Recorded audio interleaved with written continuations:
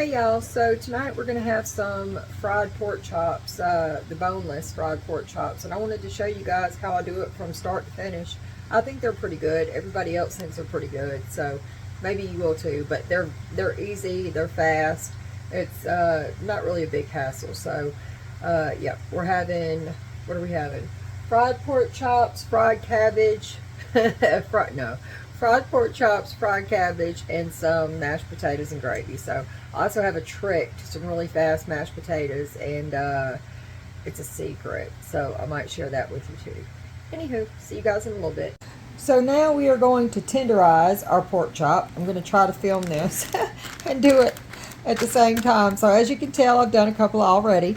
I just have my handy dandy meat mallet. I tried a trick I saw on TikTok using a knife. That is not for me. So this definitely helps me get out a little more frustration too, and that's always a good thing. So anyway, you want to put you could use parchment, but it tears up. You could use cling wrap. I sacrifice a Ziploc or a storage bag. So anyway, you want to take it and just, I'll let gravity kind of do the work, you know. Let's see if I can, yeah. Just pound it down to the thickness that you want. And I like mine kind of thin. They kind of cook up quicker that way. You do side one, flip the entire bag, and go on to side two. But you don't want to beat it really hard. But you do want to let it know you were there. Anyhow, that's it. And then I will take it out and I'm going to put it on a plate with the other ones. I have one more left to do. So this is going to be my dredging station. I have my plain flour, my plain whole milk, and my seasoned flour down there. Just a little bit of salt, pepper, garlic, a little bit of ginger, a little bit of thyme, some Louisiana Trinity seasoning. It's very, very good. I'll have to show you guys that, but I'll put the recipe in the description box down below. I have my chops here that I have already beaten half to death. And I'm going to go ahead and salt, pepper, and garlic these on both sides, and then we will dredge them. So I've already done the first side, and it's a little dark under here, so I hope you guys can see. But I just take the salt and just lightly go over. And then I take my garlic powder and do a bit of the same, because you're going to get the same kind of flavors in the, goodness, that one there on the end, in the seasoning flour. But you always kind of want to make sure that your meat is seasoned good. It's odd looking at it through the camera. So anyway, that's it. And then you're going to want to take your chop right here, put it into your flour, both sides. Oh, there we go. That might help, huh?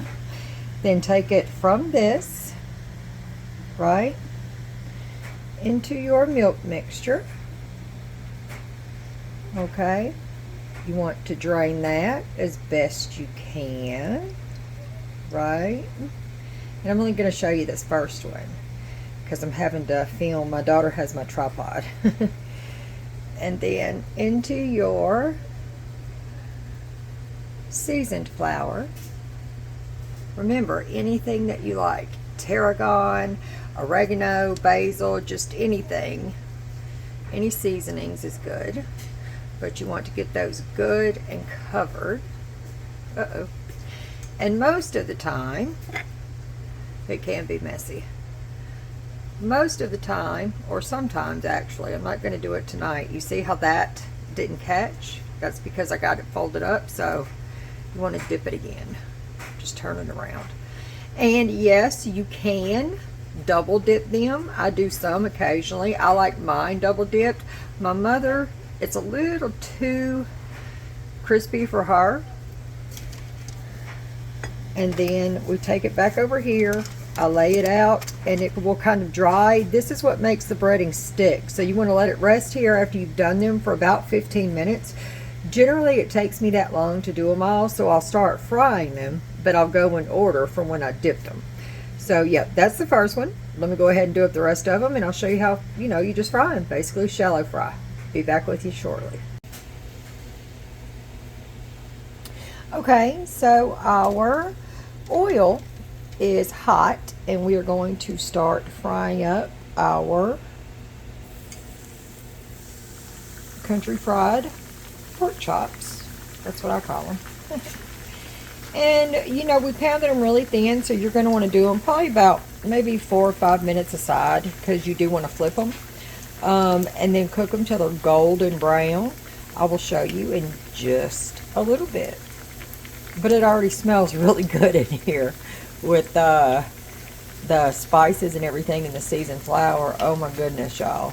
Oh, I've got to get a tripod so I can show you all this without having to do it with one hand, because that's difficult. So you don't want to crowd your pan, but you do want to. I'm going to put in another one, and this is a really big pan. I could probably do 3, but we're only going to go with 2 because, like I said, I don't want to crowd it. So yeah, be back in just a few. Let's go ahead and check in on our, oh, look at that, y'all, pork chops. This one is ready to come out. Oh yes, my goodness, my goodness. And then this is the really important part. You want to bring it over and you want to lay it on your rack to drain. Because when you lay it on a paper towel or a plate or even back on a cookie sheet or something with foil, that condensation gets trapped beneath it because of the heat and the steam, and that side will get soggy. When you drain it on a rack, it does not. So yeah, anyway, I'm gonna finish these up, and when the potatoes are done, I'll show you what I did. Oh yeah, there we go. That's after cooking for most of the day. But I'm gonna go ahead, I'm gonna make me another cup of coffee, because that one is, I don't know if I'll probably just heat it up. I don't want to waste it, but I need it hot. And I will be back when everybody gets a little taste, and they'll let you know. They'll tell you the truth. Either it's great or it's not. My father will definitely tell you the truth. He's a little nitpicky. So I will see you guys here in a little bit. Thank you for sticking with me. Oh, look at that. You see that? Thank you for sticking with me, and I will catch y'all here in a few. And there you have it. That was a night's worth of work, or an afternoon rather. Unfortunately, the footage that I had filmed of everybody tasting it and trying it, I have no idea what happened, you guys, but it's not there. As you can tell, I also have no gravy on my potatoes, and that's because it is the next day. These are indeed left over from last night, but I'm not wasting the footage that I got. So I'm going to go around and film testimonials of how dinner was. This is actually mine that was put up, and I wasn't lying to you when I told you the gravy was fantastic, because as you can tell, there was none left over. But I am going to do a quick taste test for you guys right quick on the next day. I mean, everything's better the next day. We're going to find out. So hang on tight. Be right with you. We have the pork chop right here. Now, I also have the mashed potatoes coming up in another quick video, but we're going to taste test the pork right now.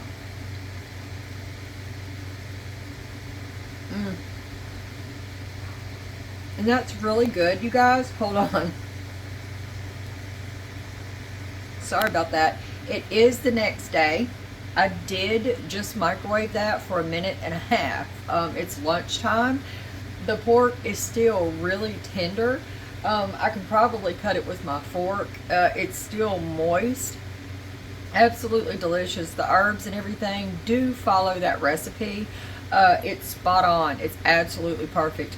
Probably would have been even better with the gravy, but I'm just happy to have some food in my belly. So there you have it. It was pretty good, and I will ask everybody else what they thought here in just a little bit.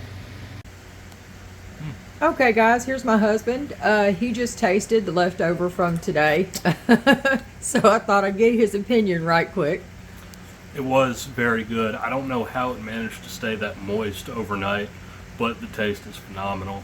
The batter on it is great. I really enjoyed it a lot. Even without gravy? Even without, I don't eat mine with gravy anyway. You'd be ketchup in it. Yeah, I'd be ketchup in it, but that doesn't need it. Yeah. It's very good. Yeah. Oh, well, thank you, baby. Thank you.